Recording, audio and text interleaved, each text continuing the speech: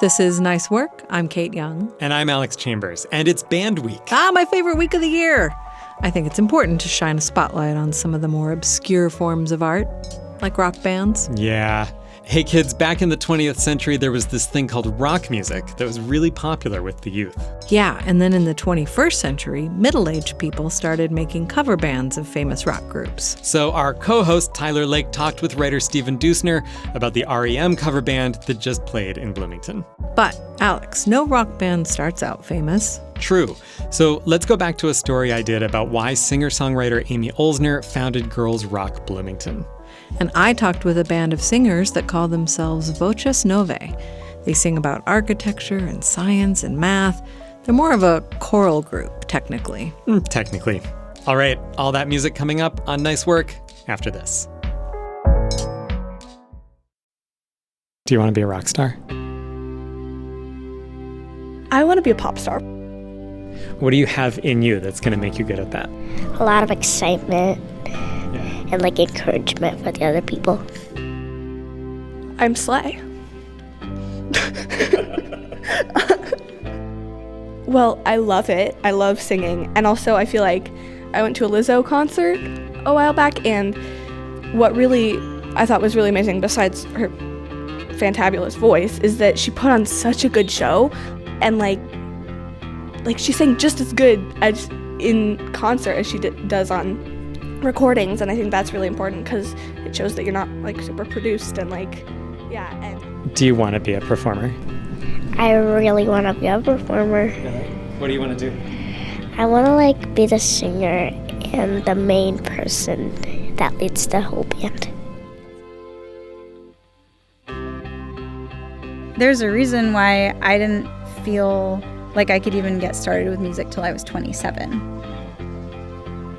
I felt like I could have done folk music or quieter music or something, but I was really into going to punk shows and stuff like that, and it was super male dominated. I remember touring bands coming through and hitting on me and my young friends, and we're only 14, and it's just it's a lot of predators, it's really not very safe. When you're not in a safe situation, you can't be creative, and that is just deeply unfair. I really don't care if the kids I work with decide music's not really my thing. It's not like I'm trying to create an army of musicians or anything. But for some of them, it really will be their thing, and I want to give them something that I didn't have and let them get started with that as soon as they want to. They can start their life right now. You don't have to wait till you're an adult to start your life. You're already doing it, and I think it's exciting to encourage kids to just make big moves. That's Amy Olsner. She's the founder and director of Girls Rock Bloomington. It's a summer camp and after-school program for girls and trans and non-binary kids. It's about rocking. Yes, the kids learn how to play in bands. But the secret goal, the real goal, is to help the kids become more confident in their ability to express themselves. It can be hard for any of us, I think, to start putting creative work out into the world. And I don't just mean songs or paintings. Could be starting a business, saying your piece at a city council meeting. Just putting yourself out there is hard. But Amy Olsner seems to have found a way. She's a singer-songwriter in her own right. She put out 9 albums in 12 years under the name Amy O. In the summer of 2024, she and I sat in her backyard and talked about how she got started as a musician and what led her to start Girls Rock Bloomington. I also talked with the 3 members of the Saratones. That's a band that started at Girls Rock Bloomington and has already released an EP. And we'll hear from a rehearsal for a Girls Rock performance that happened in 2023. All right, here's Amy. I was living in Western Massachusetts for quite a few years after college and met my friend, and then it turned into a romantic relationship. And he was 19 years older than me, and he was a very unconventional really cool, like weird, very charismatic person. And we had, you know, a really like fun relationship and a great intellectual connection, I guess. And he was super encouraging of my music and my art. And I really wasn't doing anything with music much at the time, just a little bit. We ended up breaking up, but we stayed good friends. And A month after they broke up, he found something that seemed like it might be cancer. he was like someone that was very into like natural health and was definitely a perpetual child in certain ways. And so I immediately felt this like sense of responsibility for the situation. Like I immediately took charge and was like, all right, we're going to the doctor and we're going to get this looked at. Like, I'm going to take you tomorrow, because I had this feeling like he just wouldn't deal with it. And so we went, and they ended up sending him to the ER. And it was just this really wild experience where he ended up getting surgery the next morning at 8 a.m. because it was such an extreme situation. His oncologist said he couldn't be sure they had gotten it all. You should definitely go, like, check that it didn't spread to your lymph nodes. Time went by, and he didn't go. Amy was worried.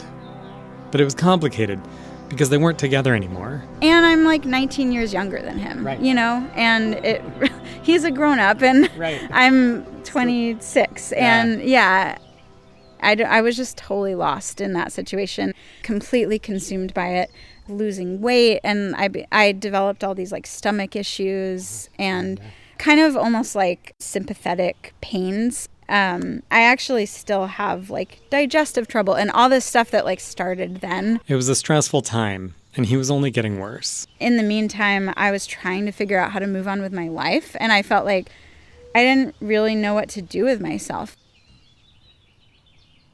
I was very, very like at a low point and very depressed, and I was like, is there anything I'm interested in?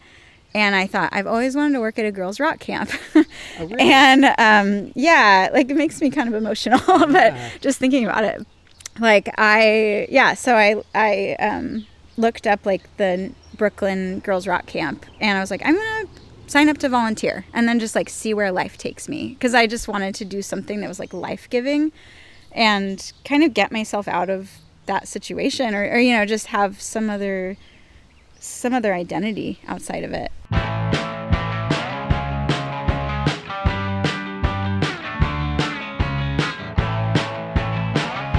So I went and did that summer, and I just ended up like loving it so much. It was like lighting me up inside.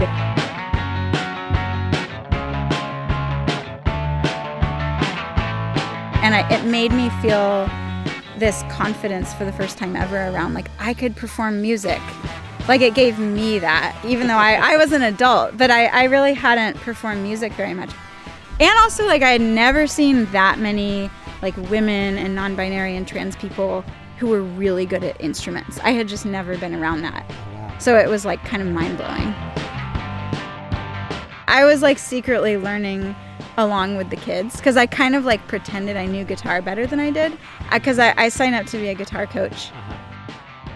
And I'm actually just secretly like, how do you play a power chord? like figuring it out.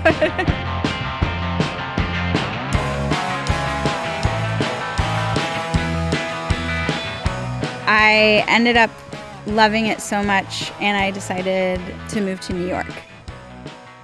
And then after making the decision, like just totally serendipitously, the Girls Rock organization in New York called Willie Mae Rock Camp for Girls, they had an opening, like they had this new position of running an after-school program. And that's what I've always done, is work with kids and do all sorts of creative stuff. So I applied for it and I got it. So I was like, all right, this is good. Like, yes. It made me feel like I had somewhere to go and like something to aspire to. I feel like there's been a few points in my life where I was like, okay, like my life is going to be okay. And that was one of them. Wow. And I think also in part because I did feel like I was in such a difficult and painful situation that I needed like kind of lifted out of. She moved to New York, but she was still helping her friend, and he was getting more and more sick. I was like gonna like help cover some of his rent. And I was just very much involved in like trying to keep him afloat. I was almost like manically trying to just make him not die. But I think it was kind of almost like it was a very childish, like coming from a childish place of like, I can fix this. And like they say that papaya is anti-inflammatory, so I'm going to go get him like 5 papayas, like kind of like delusional thinking. And also just trying to like show him love. I almost kind of laugh about this, how people say like, when you break up with someone, like you kind of want to see them not doing well, but I'm always like laughing like, yeah, but you don't want to see them dying. like it's so dark, but it's just like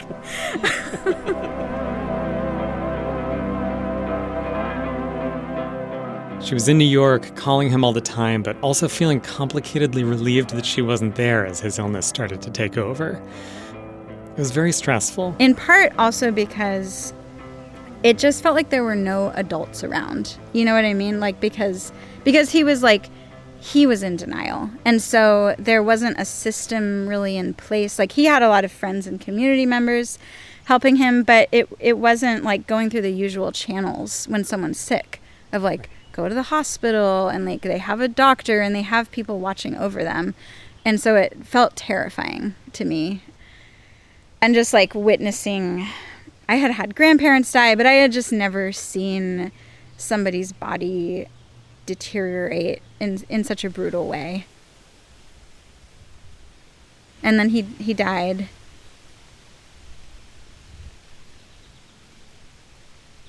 During the whole year that he was, I guess slowly dying, I began this song-a-day practice that I did, and I made 4 albums that year.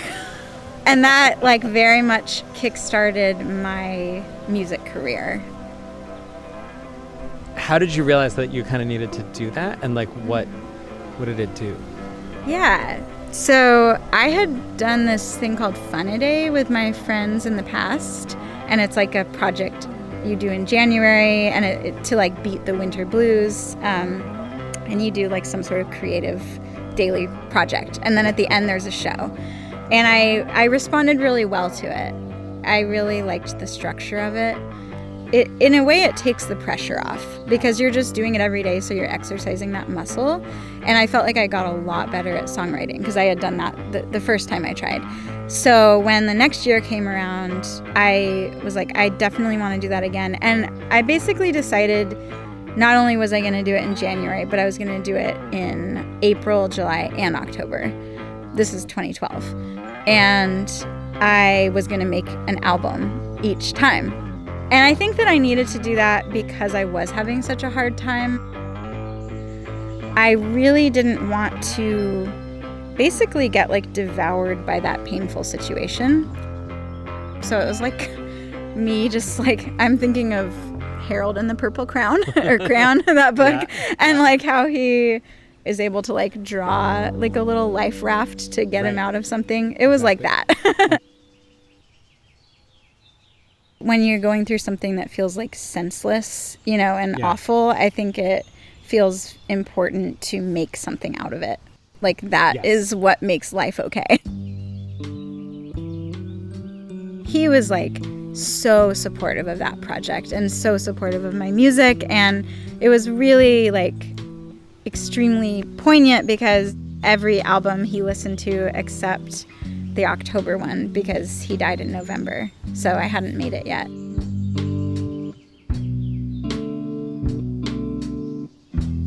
I just want to say, not like anyone knows him, but just like he was a beautiful person and like he made a really positive impact on my life.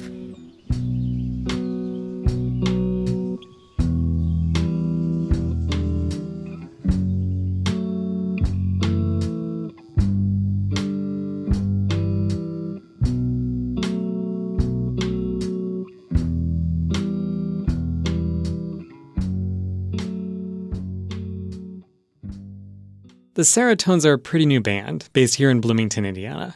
They are Natasha. I'm the drummer of the band. I'm 13 and my pronouns are she, her. Sagan. I am 13 years old. I am the guitarist of the band. Tesla, I'm 12 years old, almost 13 years old. Next month I will be 13. My pronouns are she, her, and I am the singer and bassist of the band. They got their start in Girls Rock Bloomington. They'd been put into a group together in the summer camp in 2022. One of their first tasks was to come up with a name. I was like, we should base it around like serotonin, because it's like the happy chemical or whatever. Because the first song we wrote was like about being happy, and it's kind of the opposite of the songs we write now, but you know. Yeah, some of them are happy. There's like some. One. I mean, they are staring into the headlights of adolescence. Anyway, one of their band coaches suggested the Serotones, and it stuck. They played together in camp, but almost a year went by before their next step. Girls Rock did an after-school program to get ready for Bloomington's Grand Falloon Festival. That's a festival of music, art, and literature in town.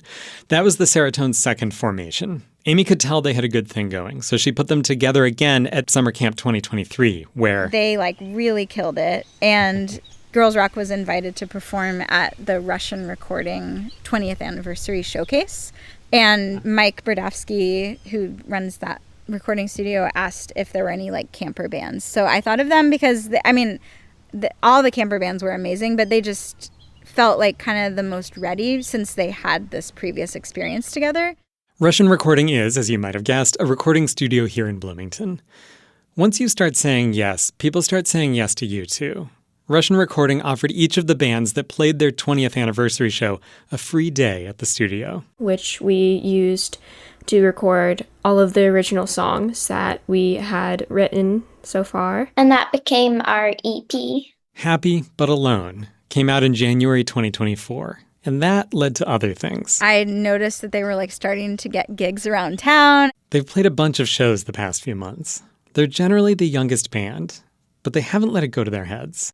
I don't necessarily think it's important making it big. I think it's important to have a band that is creating music that you feel is emotional, that you feel is important, and you feel is going to help somebody someday. Making something that could be important to somebody and that they would want to listen to and stuff.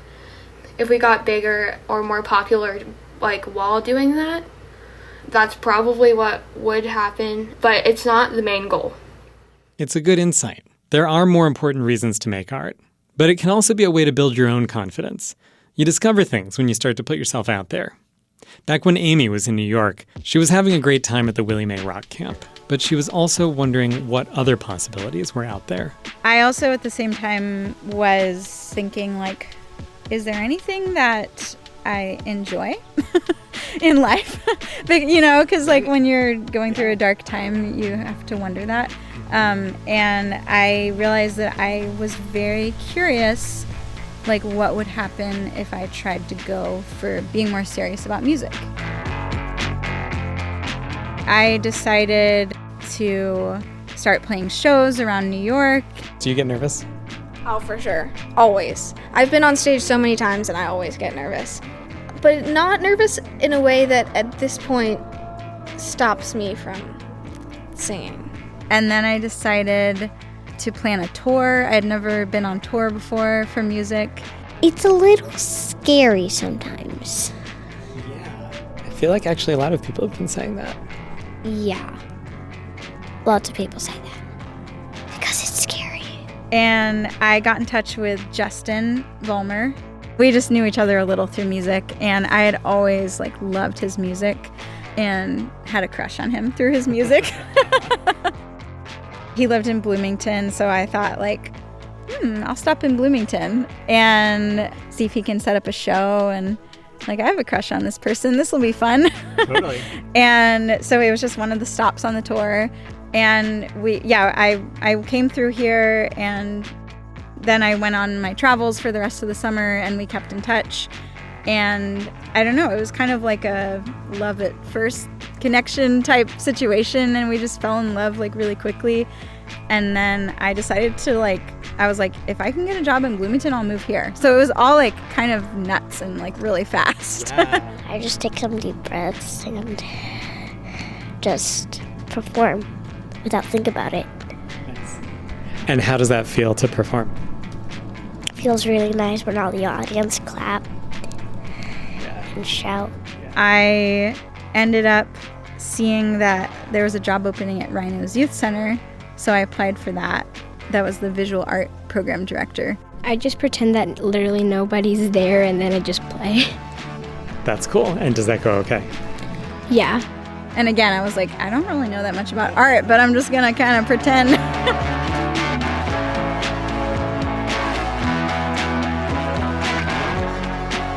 If I were to give advice to any young person, it would just be like, just start behaving as if that's what you do already, and like people will totally believe it.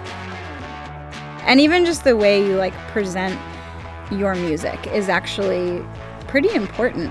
At first I just put it out casually, you know, because that's where I was at, and I just like, hey, I sharing some music, like just emailed friends and stuff. And I didn't even have social media for a long time. But no, then I realized like I need to take this seriously, and I kind of just like noticed what like real musicians were doing, and I just copied it. Like, I don't actually have a label, but I'm just going to make up these arbitrary dates and be like, this is my first single release date, this is my second single release date, like this is my music video release date. And like as soon as you start doing that, people will start taking it seriously because you are. If you present yourself the right way, people don't realize that you're... Yeah. They're not paying enough attention to kind of like follow the backstory, so they just assume you have more like experience than you do. Well, and I think too, like... Or they don't care. Right. Like they just don't care about experience because like we're just humans. Yeah.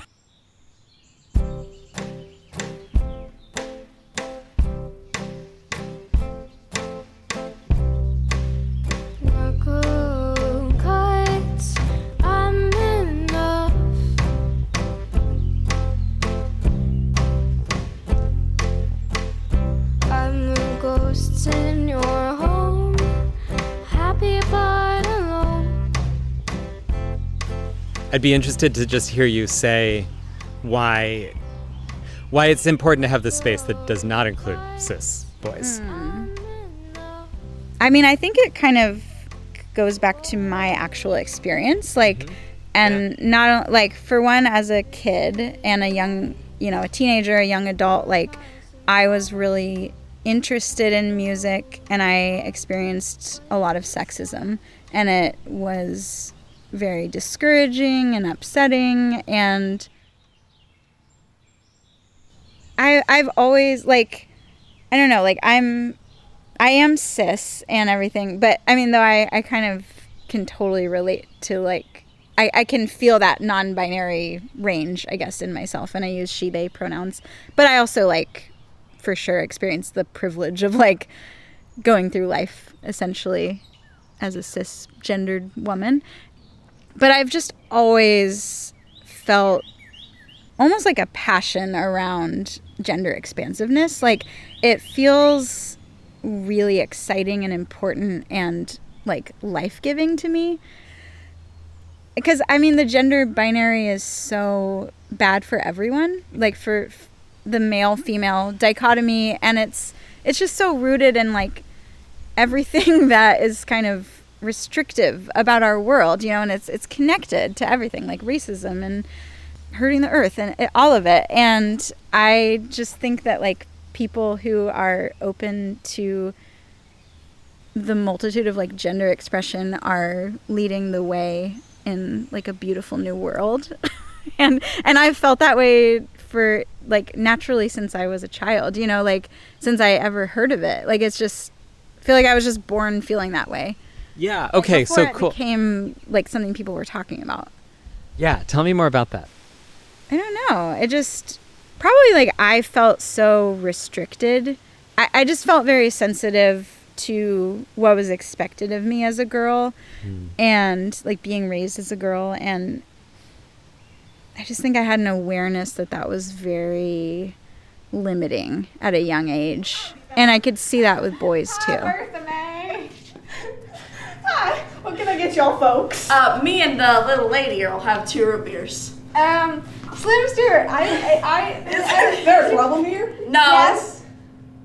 Well, see here, the thing is that Slim Stewart is not respecting my pronouns after I asked him to. On the other side of that, I had a sense of like the expansive possibilities of not adhering to those, and like actually how it's not just like, oh, we have to get away from the binaries. It's like there is so much to gain and to learn from gender expansiveness. Like, it's like, I just feel like there's so much play and like pleasure and beauty in that, you know, that people allow themselves. I don't know what the problem is here. I don't see what a pronoun. Well, looky here, Sonny. Around these parts, we respect all people and how they identify. Nellie Jo here is the best rancher on this side of the Mississippi, but they ain't no Missy. Nellie Jo has respected what you want to be called, so now you can either respect them or get out of this here saloon. Well, I don't know what to call you then when I buy you a root beer. Well, you could call me by my name, Nellie Jo. My pronouns that I use are they, them. Another gender-neutral term is partner, as in howdy, partner. Thank you for educating me, partner. You're welcome. Cheers! I started working with kids when I was in high school. I guess in like 2002 or something. Yeah, so no, I just see that there was a lot of homophobia that was very common, and, you know, I don't even know if I'd call it was just like baked in transphobia. Like, it was just like, that is reality. Like, you don't even like think about it a different way, or like no one would even talk about it, you know, right. Except just in joking around about things in movies. And yeah, I just feel like kids now are so much more open, like more kids that I see. I'm sure there's a huge range that they understand to not be assholes. It's not fair to hold people back from these forms of expression that are fun and awesome and can lead to like lifelong careers. And it's like, it's really bad for the music industry as well, because it needs representation. Right, yeah, definitely. So I think like a lot of it is like, I'm reacting to something that didn't feel good to me as a young person, and just like we were talking about at the beginning, you take something that feels bad and senseless in life and you try to turn it into like something good. I think it's exciting to encourage kids to just like make big moves and be independent. That's really true. And I think that like we've recently seen that with the Serotones. Yeah, exactly. They are like the dream of what I was hoping would happen. And it's like, we've been going now for about 5 years exactly. And that's how long their group? Not their group, but Girls Rock Bloomington. Oh, right. And so 2 of the members of the Serotones started that first year. And so, yeah, it's like, okay, like I guess it took about 5 years, and like we're starting to really actually affect, you know, slowly but surely, like the actual ecosystem of the music scene in Bloomington. And that was what I wanted. It's like gardening, you know, it's like, all right, I'm going to like plant these seeds, and yeah, I would love to see in 10 years, like just that scene is reverberating even further out from there.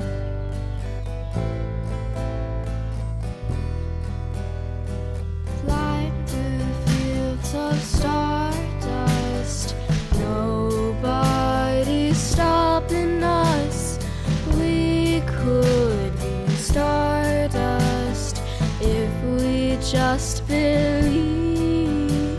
The future is a mystery, for now it's crystal clear.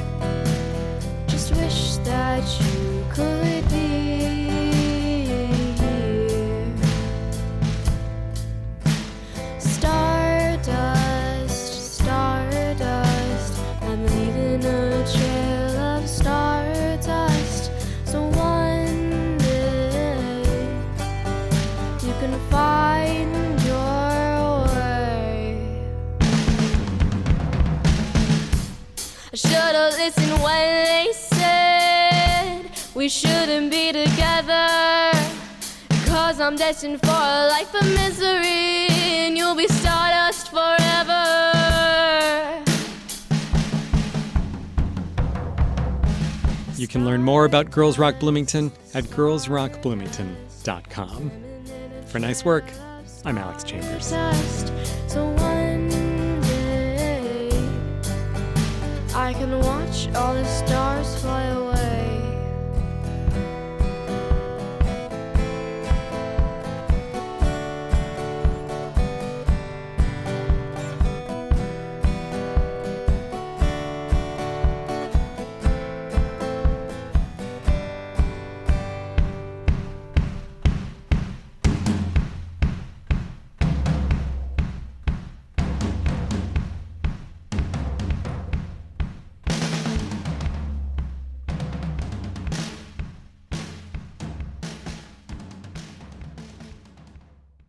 This is Nice Work. I'm Kate Young, and my guests today are from the Bloomington-based chamber choir Voces Novae.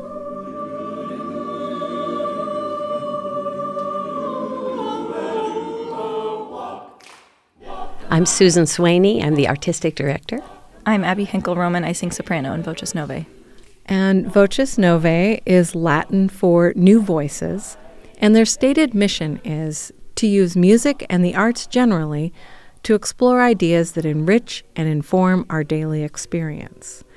Sue, I was wondering if you could say more about your vision for Voces Novae.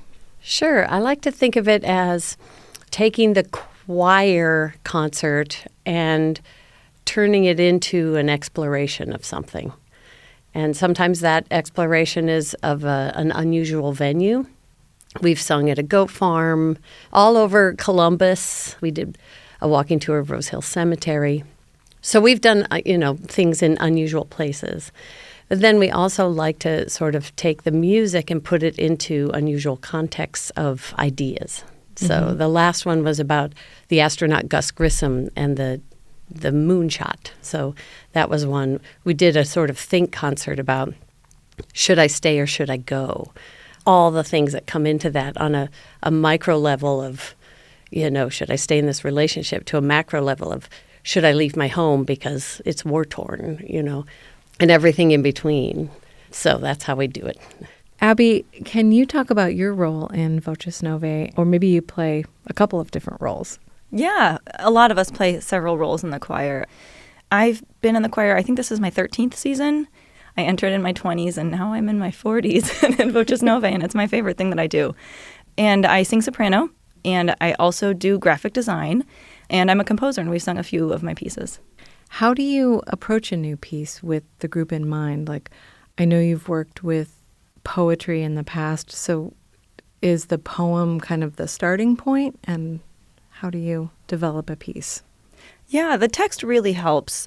I really like to use living poets and poets I know, and I don't usually set text that rhymes, which is it's hard to do. I think it's a good challenge for me.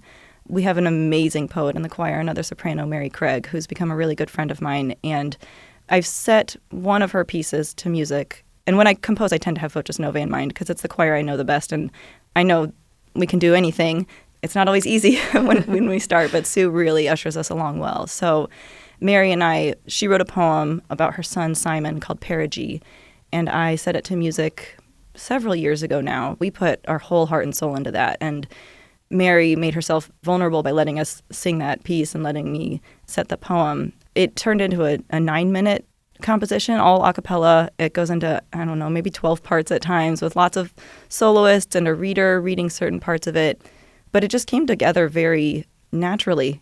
I'd memorize the poem, I'd think on it in my sleep, I'd think on it when I was walking, and I find that a lot of my ideas happen, I'll sit in bed and I'll write something in my head and I'll write it down on paper, and then as I'm trying to fall asleep, it morphs and it becomes something better than it was when I first wrote it, each little passage. So it just came together. It took about 9 months to write, but I was really happy with the little baby that came from those 9 months. Yeah.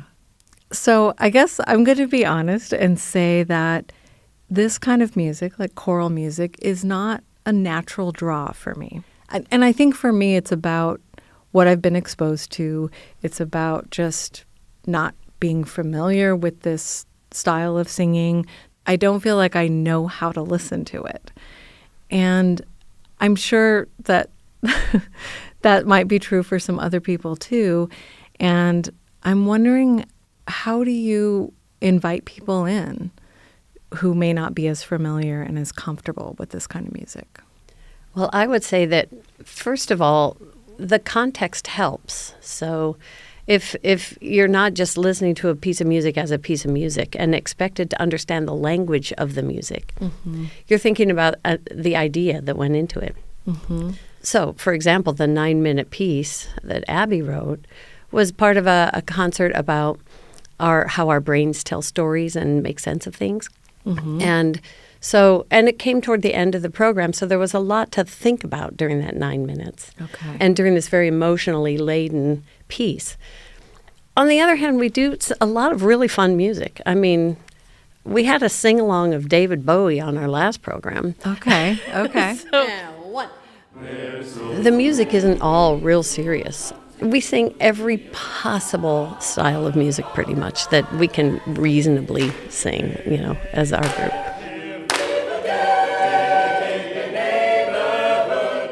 So what do you mean by you sing every style of music? Because aren't you singing it in that kind of, I don't even know how to describe it, that kind of choral way? Oh, boy. Well, I'm definitely exposing my ignorance here, and no, it's such a good question. It's a great question. Insulting you, but no. That's a thing that we're pushing against all the time. I teach in the theater department now, and it has completely changed my choral conducting because I really am not focused on the choral sound unless that's what we're trying to do. If we're trying to communicate something, that's way more important to me than the sound of the choir. But you also have to find the right sound. If we're singing pop music, we're going to sing it with a pop style. If we're singing music theater, we're going to sing it with a music theater style. Okay. If we're doing a gospel thing, we're going to do it in a gospel style. So the choir we call ourselves the Make It Work choir. So and that happens in all different kinds of ways. We take the voices we have and we try to make the piece communicate in the context that we're putting it. They're generally an hour or less, so they're short. For our program about the microbiome, we wore little fungus hats, little microbiome hats. Oh, wow. Yeah, we commissioned some little hats and fascinators that represented different kinds of microbiome elements. So it sounds like that's a big part of what you're doing, is trying to find ways to bring the skeptics like me into this world, and to be able to relate and to find my way into it. Yeah, I've sung in a lot of choirs in my life, and I've never sung with a choir like Voces Novae. Like, this choir is unique. Every concert is just fun. I have friends coming to everyone, new friends every time, who say, I've never been to a choir concert before. I did not know it could be like this. And I'm like, unfortunately, don't expect this at every choir concert. By the time you get there, every person will say, this is the best Voces Novae concert I've been to. And I'm like, okay, we'll just wait for the next one. So I really tell people, take out all your presumptions about what choral music will be when you come to our concerts, because it's just going to be fun. It's going to be free. It's less than an hour, and it's a really fun way to learn about something new. Tell me about your upcoming show. It's called For One or For All, and it's about communal values and individual values. And Abby, you have a piece in the program? Yeah, I'm excited. It's a piece I wrote a couple years ago. I dedicated it to my dad. It's in Latin. It's called Voces Novae, and I wrote it as an environmentalist. I'm not a Catholic or Christian. I'm a Unitarian, but I love singing church music.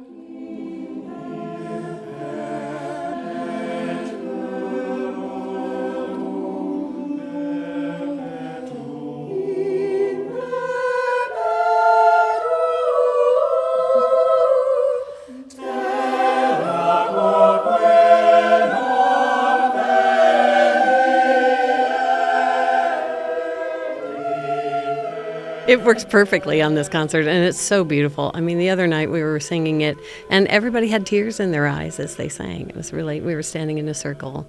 It's a very beautiful piece. Thanks. It's really special to feel that and sing my music with everybody I care about so much.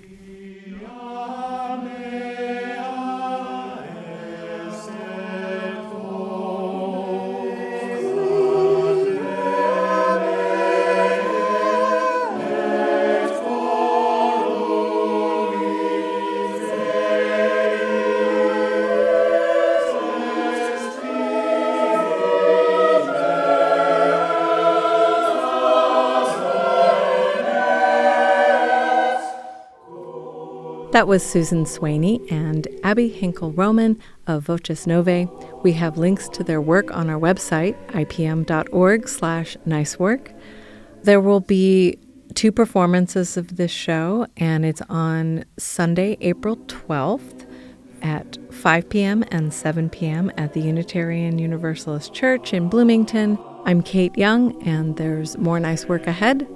Stay with us.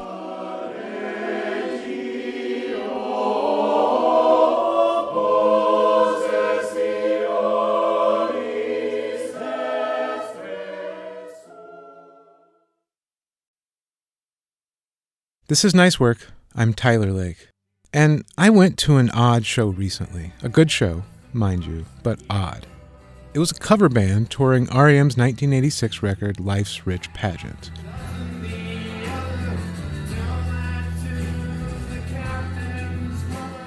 Fronted by the actor Michael Shannon, who, if you haven't seen many of his movies, brings a pressure cooker sincerity to just about everything he does. And he brought that energy to Bloomington.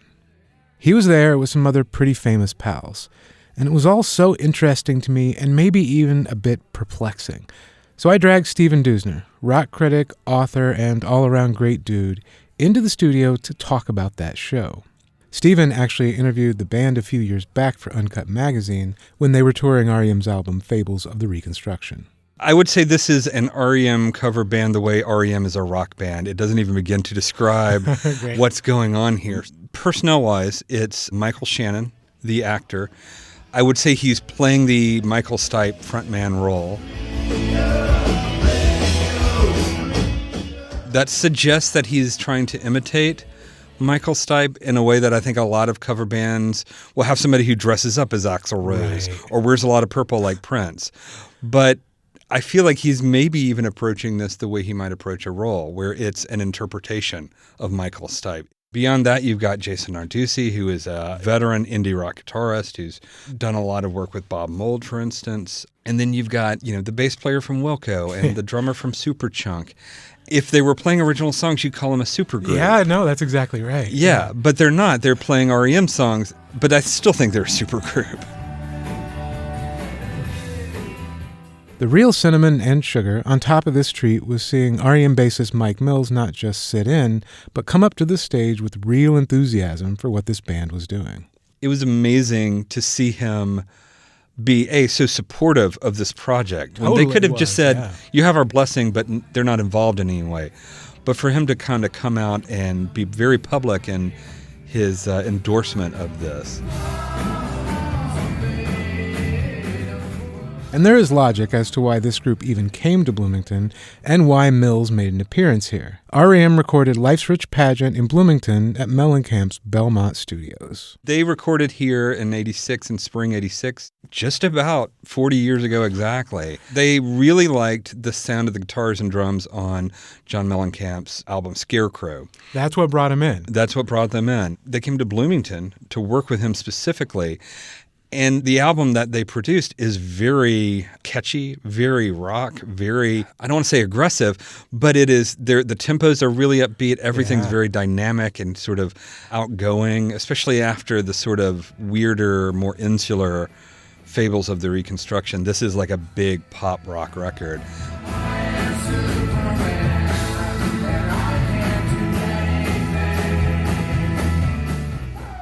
I saw somewhere that this was a top 40 album. I think it was number 21 was the peak, but it stayed on the charts for 32 weeks, so 8 months almost, which is a really remarkable staying power for an indie rock album. Yeah, those are Huey Lewis numbers. Yeah. I think it set the stage for them having that hit single on their next album. Let's just talk a little bit about the actual show. Talk about the whole set in terms of your impression of it. I loved it. I spent a good bit of the show not in my body. I was floating around the ether somewhere. I've been a huge fan, since I was a teenager. This band has been hugely important to me for a number of reasons, but I never got to see them live. And I certainly didn't get to see them live in a club the size of the Bluebird. Right, yeah. This is the closest I'll ever get. And there were moments when I forgot that I was watching a tribute band. It wasn't like I thought, oh, it's R.E.M. in front of me. It was more like oh, this is just a legit band playing these songs and getting me swept up in this momentum. I thought their performance of Life's Rich Pageant was great. It had so much energy. It had a lot of impact. And especially right now, this was maybe their first album to explicitly tackle political material. They did not shy away from that. Yeah. They really brought it into the moment. That's maybe what caught me off guard so much. It was just like, oh, this feels like it is speaking to today, and these guys are speaking to a moment. These don't feel like old songs.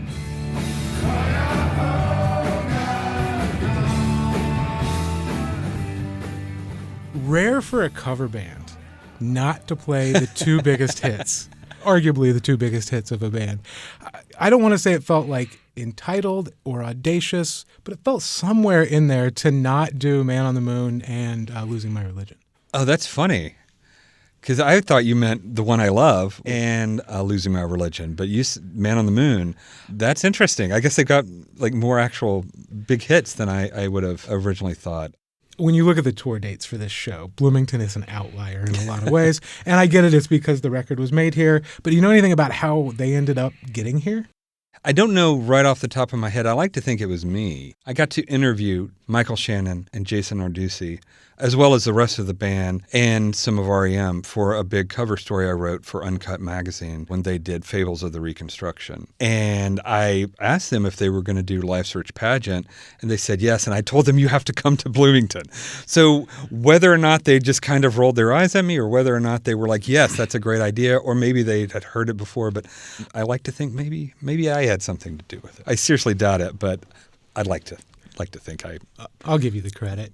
Anything that came out of that conversation that kind of sheds a little light on this show that was here in town? I think the thing that resonated with me talking to them was that their experiences with these songs were very much like mine. That they had these similar moments of connection when they really needed it. They like me found R.E.M. when they needed to find R.E.M. Yeah. My story of growing up in a small southern town, buying the cassette at the nearest mall, which was an hour and a half away, and realizing there were different ways to be Southern, different music to listen to, or different things to obsess over, that is not unique to me.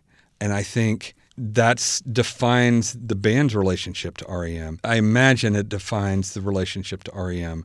that everybody in that crowd at the Bluebird had. Yeah, I think so. Or something similar, that kind of similar connection. The value of that, especially when you've got a band that will travel with you through your entire life. Like I said, I've been listening for an undisclosed amount of years, and they still sound fresh, they still sound meaningful, and they're still something new every time I listen to these songs.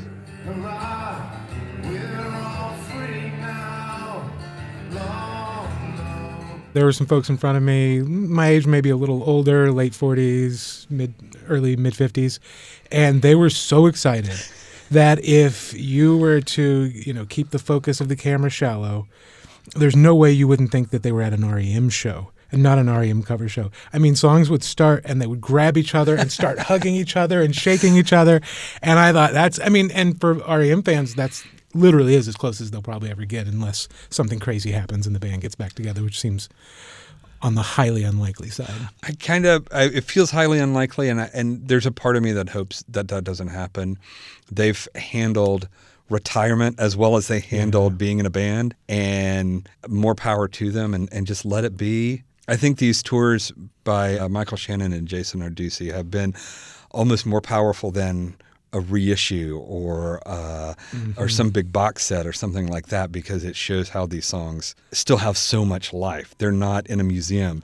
They're part of every day. It's a really lively way to get at it. As opposed to a 40-year reissue of Life's Rich Pageant. Yeah, which I would take. But this feels like a much more intriguing and much more fun way to put this music back out there.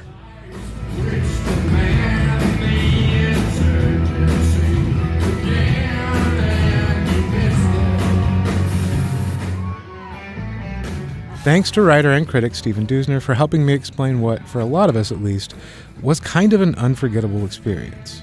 And if you want to catch Michael Shannon and Jason Narducy and crew, they'll be in Chicago and Detroit in September after they get back from a swing through the UK. I'm Tyler Lake, and to my wife Jenny, who's the real R.E.M. fan in the family, but had to miss this show because it was delayed a day due to some inclement weather, this one goes out to the one I love.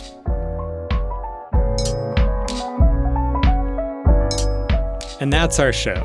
You've been listening to Nice Work, a production of WFIU, WTIU, and Indiana Public Media. Find us at ipm.org. This episode was produced and edited by Alex Chambers.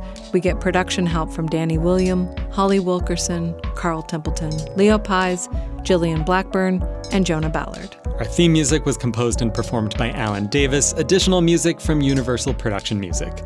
The executive producer is Eric Bolstridge. Thanks for listening. We'll see you next week. Nice work, Alex. Nice work, Kate.